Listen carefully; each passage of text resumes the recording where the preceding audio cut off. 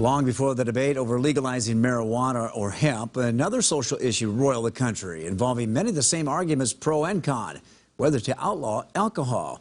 The 18th Amendment, which prohibited the manufacture and sale of alcohol, became the law of the land almost a century ago. And women who earned the right to vote at the same time through the 19th Amendment helped shape public opinion on prohibition.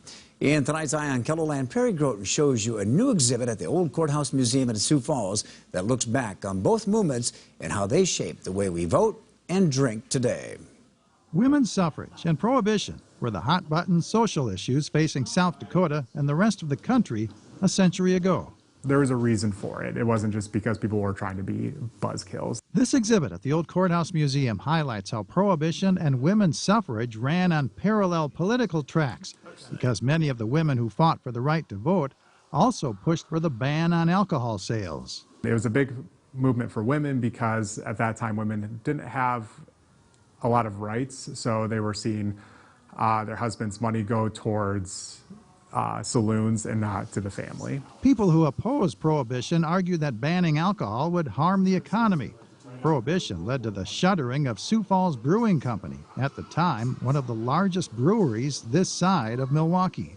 There are a lot of supporters for Sioux Falls Brewing Company too, because it brought jobs and money to South Dakota. During the height of Prohibition, speakeasies would pop up in Sioux Falls, hidden away locations where customers could secretly imbibe.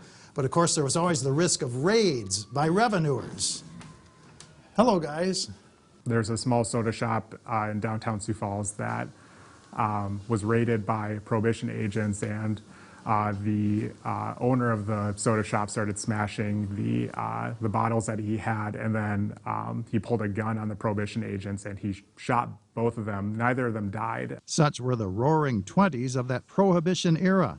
The black market for alcohol also brought mob connections to Sioux Falls. There's a pretty large distillery kind of west of town where Ellis Road is at now, where they connected to Al Capone. Because they were shipping their product down to Sioux City, which I guess Capone operated some speakeasies down there. You can still get a taste of Prohibition in Sioux Falls.